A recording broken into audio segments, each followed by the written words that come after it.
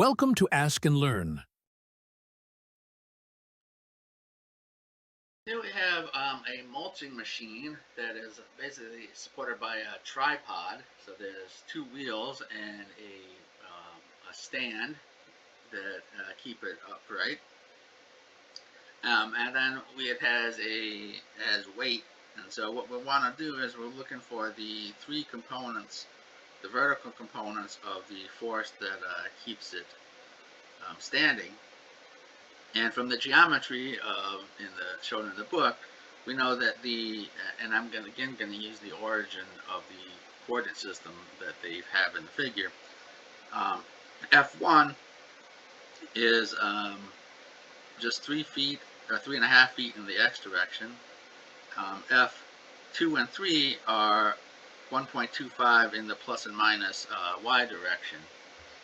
And then the center of mass is 2 feet in the x direction. And obviously there's actually some z component here too, but because all of these loads are in the z direction, it doesn't really matter where along the height of where the center of mass is.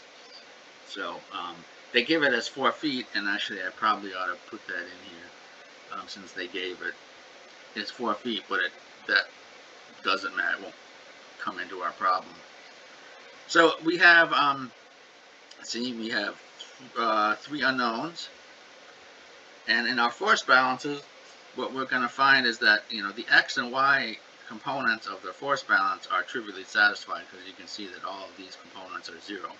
So we get one equation from here, and we'll also get one equation from here because the moments about the z-axis is going to be trivially satisfied. There's nothing trying to rotate this thing about the axis perpendicular to gravity or parallel to gravity.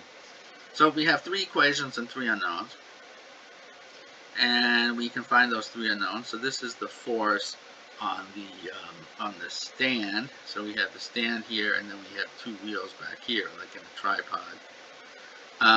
So most of the weight is on that leg, and that's 28.6 pounds. And then the wheels, each wheel has 10.7 pounds acting on it. And the fact that these are the same shouldn't be surprising because of the symmetry in the problem.